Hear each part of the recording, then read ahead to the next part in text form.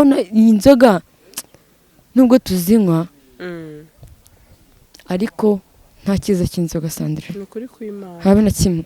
Nakoze ikosa. Somana n'undi mutipe. Ko iki gihe yaramubajije uri mu rugo arambwira oya nago ndi mu rugo njye nagiye ku kazi. Nubwo atizembaye ndi mu rugo hari ikibazo. Arambwira wowe nta kibazo mu rugo hari abandi bantu. Ntabwo uri kutubwira ese byabaye ngombwa gute ku buryo wakibagirwa fiance wawe. To be honest, nari ndi turi kubyinana. Yego. Kuko ndi umuntu abyinana bitewe n'ukuntu muri kubyina. Atashye uwo mutipe atashye ko icyo gihe ntago yari yakava ku kazi ko yari yarambwiye ngo nijye mu rugo ntago ahari. Atashye njye ndangije mbwira bagenzi banjye ngo gatse wa muhungu twabyinanye nta kuntu najya kumusezera ko yatashye. Yego. Ngi wabo njya numva ngo abantu mu inzoga ari ukuntu mubyina ngo mwizihirwa ngo mukishimira abantu. Afite turasomana bwa kabiri. Hari n'abashuti biwe ko bazi ukuntu dukundana niho byarabatunga kubona koze ibyo bintu. Buriya mu muryango hari umuntu in touch cyane. Icyo gihe biba yari yamuhamagaye kandi ndabizi ko ababa yahari hose ko naramwibukiye nanjye ndabyicuza. Akanya ngiye mba numva nari ikintu navuga usibye kwigaya gusa igihe twabonaniye. Paul Sheri ihangane wirira sibyo amakosa akoze ingena igihe twamenye cyose nirinze ikintu cyose cyatuma njya nkubabaza. Cyangwa se nawe yaguhemukira. Cyangwa yamemukira. Ni gute wowe watari na ngwizo kumemukira byiza. Umaze iminsi nkingaho utarya. Cyumweru cyashize.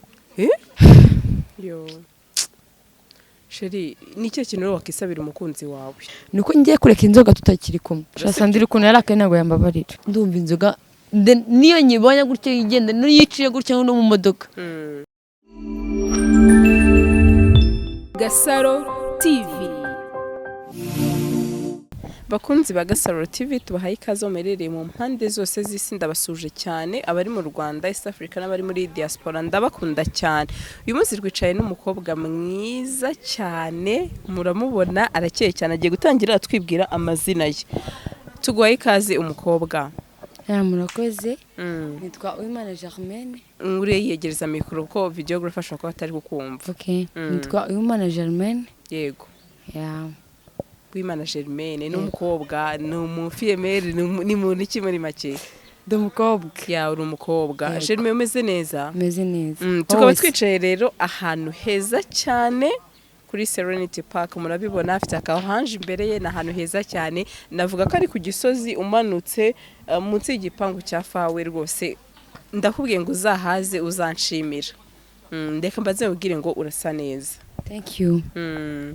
Ninde wabikugejejeho iyo ako ka makeup karoroshye cyane ariko ni keza kabisa kuko njye numva impamvu mbikoresha abakobwa ngo ni wenda Germaine makeup cyangwa se runaka makeup ni impamvu mbikubajije cyangwa se ni wowe. Makeup njye ayikoreye. Yego urasa neza kabisa. Thank you. Iroroshye ko urasa neza. Hanyuma imyambaro uregeza mikro. Imyambaro ni Euro. Euro shop muri Mike. Muri Mike. Wow, urumva rero ufite nano wakwambika shawa maze kugafata. Ariko ukunda kwisekera mu kanya wari uri kurira wari ufite agahinda. Agafite kenshi. Hanyuma uraza kutubwira Germaine njyewe nabanje kukubwira ate sibyo ukubeshya ariko urambwira uti ntago ari ukubeshya harimo mushaka kuzaza gutanga ikiganiro turashaka none twinjire nyirizina mu kiganiro inkuru yawe nyirizina ishobora kumfasha cyangwa se igafasha undi ukurikiye iki kiganiro cyangwa se igafasha n'undi mukobwa mugenzi wacu. Okay. Inkuru se ni inkuru y'urukundo. Nakundanye n'umutipe hafi umwaka. Yego. Ariko sinzi niba abantu bose bakitagano gatoya. Ariko kuri we nabonye ari kanini kandi kuko uko nkomeza kubona kuko uko byagenze nabonye nyine agafasha nk'akantu kanini. Nakundanye n'umutipe ariko ngo rikoserera mubabaza cyane. Nanjye natakeka ko ushobora kumubabaza cyangwa natakeka ko ashobora no kubimenya. Gusa nyine kuri ako kanya numvaga yuko nta kintu byamutwara ariko after nzakumenya ko hari ikintu cyamutushije ku mutima n'urukundo yankundaga bituma nyine hari ukuntu rungabanaho gatoya. Yego. Yeah. Hanyuma Germain wenda uravuze uti iyi ni umutipe niba atari banga mwamenyaniye he kugira ngo mwajya mu rukundo? Twarakoranaga. Twarakoranaga numva ko njye n'ukuntu twakundanye. Uri rukundo abantu bajya barwubaha. Hari ahantu ushobora kubona umuntu ukavuga ati uyu muntu ntabwo byavamo. Yego. Ariko uko mugenda mumenya nawe ushaka kumumenya kandi munakorana bigatuma ubasha kumumenya. Yego. Yeah. Njye nkimubona bwa mbere tugihura gutyo gusa face to face. Nabonye bitanavamo. Ubona ni umutipe aho ngaho. Kabati uyu ntiyanire. Ntabwo yanireta nabwo byanavamo. Ariko buriya abatipe hari ukuntu umuntu ashobora kubona mu muhanda akamutekereza ikindi kintu ariko umuntu mwabanye gutya mwagiranye relationship iri hafi cyane ukagenda umumenya ukuntu ateye. We ugenda umumenya cyane kuruta uko abandi bose bamubona. Ushobora kubona umutipe ukavuga ati uriya se nta kintu azakugezaho ni umwana ni iki ariko urukundo ni urwa mbere imbere ya byose. Ndabyemera. Nyine turakundana igihe kinini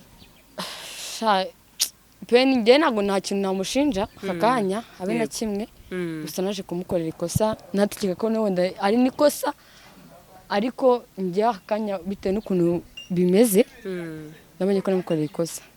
Hanyuma amakuru mfite cyangwa se navuga ko nakuruye bivuga ko yari umufiance wawe. Yani fiance wanjye. Hanyuma se Germain tuzi ko urukundo rurihangana uraza kudufasha kugira ngo wenda nshobora ko narikora cyose n'indi muntu yarikora utubwire ikosa wakoze ryatumye umusore bitagenda neza. Ntekereza ko icyo ari nk'icyumweru cya kabiri mutavugana.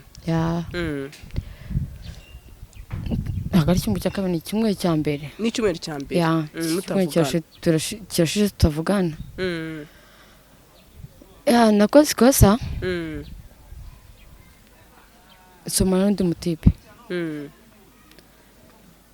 ariko kubikora nanjye ntago ari ibintu natekerejeho. Ni kwa kundi nyine ushobora kubura ahantu gutya nyine ukabikora hahiye nyine muri make mu mvugo z'urubyiruko. Mu rubyiruko twagiye muri show ndabikora ariko ngiye numvaga ko nyine nta umunsi ngeze mu cyo turi kumwe ariko iki gihe narabikoze bitewe nuko nari nagiye muri show cyane nyine ndamwibagirwa bitewe nuko nari meze ariko mu kindi gihe narindi kosa nigeze mukorera ariko iryo kosa nyine ryanyeretse yuko yankundaga by'ukuri. Hanyuma se Germain wenda ni fiance wawe kubera icyo utamutekerezaga aho wabaga wagiye kandi ari umuntu mutegura kuba mwatwereka ibirori reka mvuge gutyo ahubwo wenda ukaba wakora ikosa ryo kuba wagwa muri icyo cyaha cyangwa se icyo gishuko. Sando Karame kuba narabikoze ntabwo ari ibintu nagambiriye. Ni ibintu byaje gutyo nyine kwa kundi uri kumwe n'abantu benshi we ntabwo yari ari ko nyine abyuka kare akagenda akajya ku kazi kuko iki gihe yaramubajije uri mu rugo arambwira ntabwo ndi mu rugo njye nagiye ku kazi nubwo ateze mbaye ndi mu rugo hari ikibazo arambwira wowe nta kibazo mu rugo hari abandi bantu. Yego nta kibazo wowe waba ugiyeyo tugezeyo nawe urabyumva ibintu by'urubyiruko abantu benshi hari ikintu nyine bishobora kubyara. Ndagenda nsanga y'abandi mu rugo turaciringa tugira gute turiyonjoyinga pe nyine biba ngombwa ko ibyo ngibyo nabikora nibwo nari mbikoze. Ntabwo uri kutubwira ese byabaye ngombwa gute ku buryo wakibagirwa fiance wawe? To be honest ngewe ndumva wenda ku mugani wawe ni ikintu kibabaje. Nari nanyweye inzoga. Ngaro inzoga. Yes. Hanyuma se wisanga muri icyo cyaha gute? Nisinze muri icyo cyaha niwe waprovotse umuhungu cyose niwe waprovotse? Wapi nari turi kubyinana. Yego kuko undi umuntu abyinana bitewe n'ukuntu muri kubyina birangira bibaye ariko mu bintu wenda natanapanze umuhungu wenda ndamuzi ariko nta birenze byari biri hagati yanjye nawe. Yego birangira nyine ibyo byose bibaye after atashye uwo mutipe atashye ko icyo gihe ntabwo yari yakava ku kazi ko yari yarambwiye ngo nijye mu rugo ntabwo ahari. Atashye yaratashye nyine we atahananiwe bya atari ahita ajya kuryama njye ndangije mbwira bagenzi banjye ndamubwira wa muhungu twabyinanye nta kuntu najya kumusezera ko yatashye yego njye iwabo warongeye ujya n'iwabo nagiye iwabo ko nyine hari harimo n'ibyo ngibyo by'uko ngati wa mutipe twabyinanye neza ikireka njye kumusezera muri make njya numva ngo abantu munywa inzoga ari ukuntu mubyina ngo mwizihirwa ngo mukishimira abantu ngo naragiye umusanga iwabo naragenda nyine nari kumwe n'undi mutipe n'umusisito umwe njye iwabo uwo mutipe nabwo ati genda ukomange arakomanga arafungura ndamubwira njye narije kugusezera afite isonga turazomana bwa kabiri najya mu rugo we yari yaryamye ko atananiwe utaye fiyanse wawe ugiye gusezera wa muhungu mwabyinanye ndagenda nyine ndamusezera ndagaruka nyine turaryama ntiyajya n'ikintu amenya gusa nyanjye umutima aciraga urubanza sando mu gitondo umutima acira urubanza mu gitondo n'abeje nakoze kuki inzoga zankontorora warabimenye se ko numva ngo umuntu amwe hari igihe atibuka narabimenye nimenya ko nahemukiye umukunzi wanjye yego mbibwira n'inshuti ye ndamubwira ati nakoze ikosa byagenze gutya na gutya hanyuma uwo musore wenda ibyo byose biba ntiyarahari hanyuma we yaje kubimenya gute yabibwiwe nande nicyo kintu turi buze kwibaza nanjye nibaza nzi neza ko no kwikigana icyo kibazo yakibaza ntiyarahari muri iyo show mwarimo ariko birangira n'ibyo bintu nanone bimugezeho ego hari n'abashuti biwe ko bazi ukuntu dukundana nibo byarabatunguye kubona akoze ibyo bintu ko bari bazi ukuntu dukundana bazi uburyo tubanye bumva ko ibyo bintu utabikora abashuti barangatije mena koze ikosa kandi nawe uri inshuti n'umuntu ntago wamuhisha amakosa y'umukunzi wiwe abashuti be babimubwiye njye nagize isoni zo kubimubwira abashuti be niba babimubwiye we akibimenye byaramubaje cyane hanyuma hari ikintu ndi buze kwibaza uravuze uti njyewe ni ibintu nicuza kuba narabikoze ndetse n'ikosa navuga ngo rikomeye cyane n'abagukurikiye cyane ko yari umuntu mwitegura kuba mwakubaka urugo hanyuma umuryango w'umusore cyane ko warukuzi we wabifashe gute umuryango w'umusore pe n'icyo gihe hari igihe cyageze nyine aranabahamagara aramuhamagara nyine we umuntu buriya mu muryango hari umuntu uba in touch cyane icyo gihe biba yari yamuhamagaye nanjye ndabibona nyine mubwira ukuntu byagenze aravuga ati waramubabaje kandi ndabizi ko ababaye aho ari hose kuko naramubikiye nanjye ndabyicuza iki gihe yari ahari gusa njyewe akanya ngiye mba numva nari ikintu navuga usibye kwigaya gusa ku byo nakoze hanyuma wenda n'ibisaha inzoga ishobora gutuma wakora nk'ikintu cy'ikosa navuga ko ni ikosa ndetse biragoye kuba umuntu yahita abyakira ese akimara kubimenya mwaganiriye yahe magambo yakubwiye gute mbese tubwire muri make kanya kirakaye ntabwo nta kintu nari kuganira nawe yarababaye cyane ku buryo nta n'ikintu ntashobora kumubwira ngo acyumve gusa igihe twabonaniye Paul sheri ihangane wirira sibyo gusa birababaje ntago nareka kuvuga ko bibabaje pe birababaje n'ukuri kw'Imana ariko ihangane sibyo iki gihe tukiganira hari igihe nafashe umwanya ndamusaba umwanya ndamubwira wambaye tukavugana ndi ku kazi ndamubwira musaba n'umwanya ndamubwira wambaye tukavugana yara mu mwanya turagenda turavugana ariko arambwira ati Jerome urabizi ko ndagukunda amakosa akoze njye nta nubwo njye nigeze nyakora mu buzima bwanjye igihe twamenye cyose nirinze ikintu cyose cyatuma njya nkubabaza cyangwa se nawe yaguhemukira cyangwa yamemukira ni gute wowe atari namwe zo kumemukira byize hano yawe Paul sheri ihangane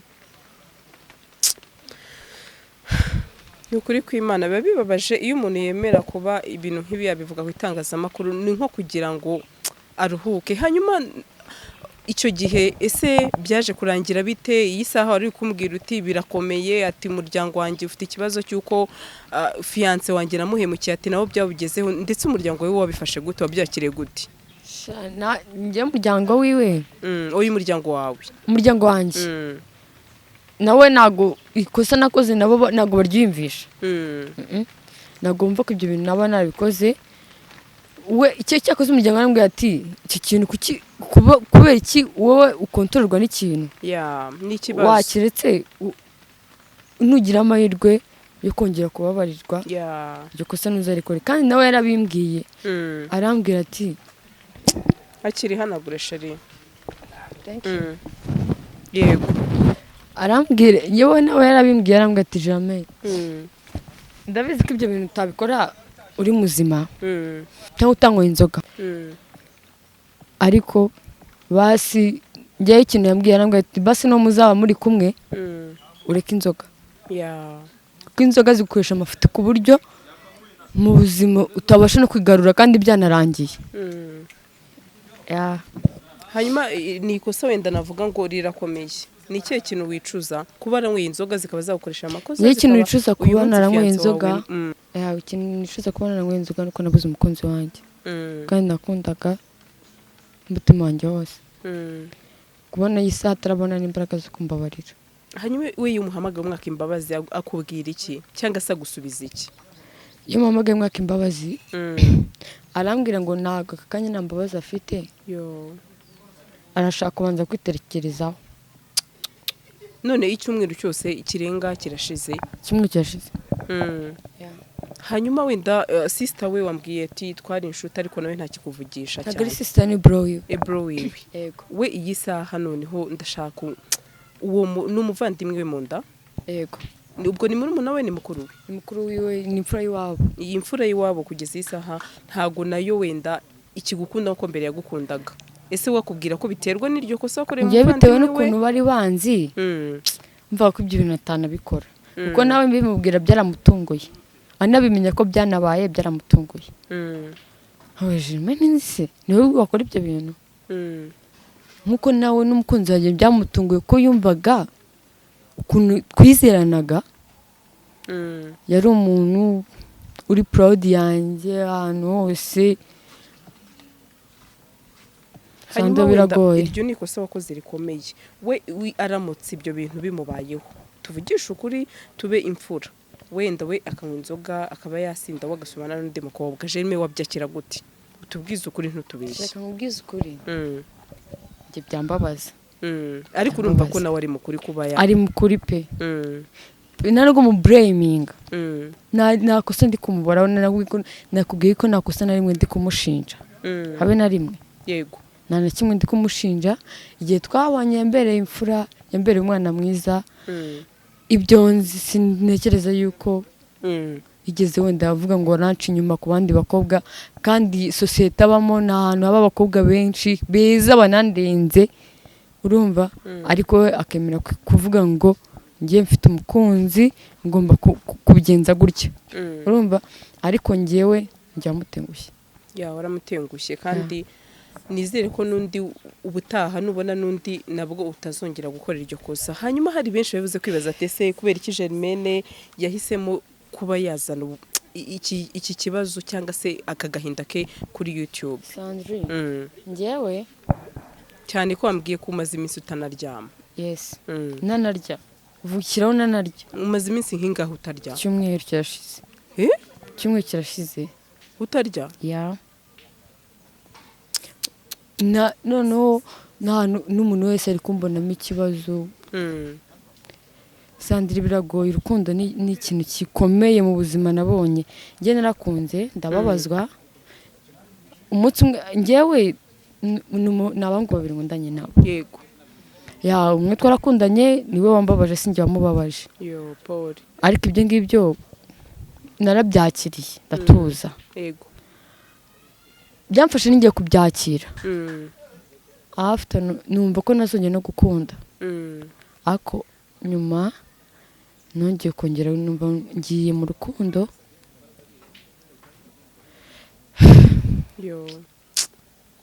sheri ni cyo kintu wakisabira umukunzi wawe ndabona ni birebire wenda tuzongera guhura ibintu byaragenze neza Imana nibishaka tubwire noneho gira icyo umwisabira ndabizi ko akurikira umukunzi ahari hose n'iyi saha ndabizi ko ushobora kuzagira amahirwe akakibona icyo namusaba niyo tutakomezanya ngenda cyamukunda yego nawe urukundo mukunda ruzugira rushira sanze uba wumva ko uramutse aguhaye andi mahirwe yo kuba yakubabarira uba wumva ari ikihe kintu wakosora ku buryo ryakosa waguye mutazongera kurikora ikintu nakosora nakosora kuri buri kimwe cyose ahantu ikintu cyose yanga nakigendera kuri kandi ikindi mbwire n'abakobwa bagenzi banjye babwire ngo niba uzi kuri mu rukundo nyabyo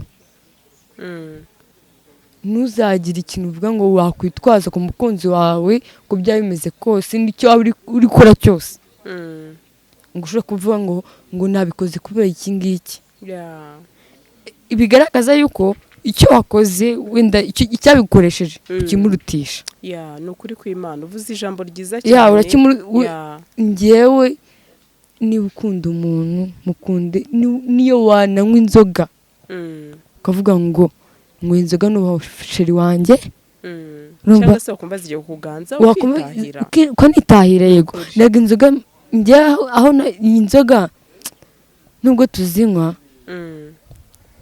ariko nta cyiza cy'inzoga Sandrine ni ukuri kw'Imana habe na kimwe inzoga ni cya kintu zakoresha amakosa kandi mu gitondo uzarebe neza mu bantu bazinywa nabo babizi iyo wicuye mu gitondo zimaze gushiramo bikukosa wakoze kandi ukanicuza kandi nta kintu uri buhindure hanyuma uyu munsi navuze ati ese bakuzanira iki uravuga uti ni fanta kandi ubusanzwe wari usanzwe unywa inzoga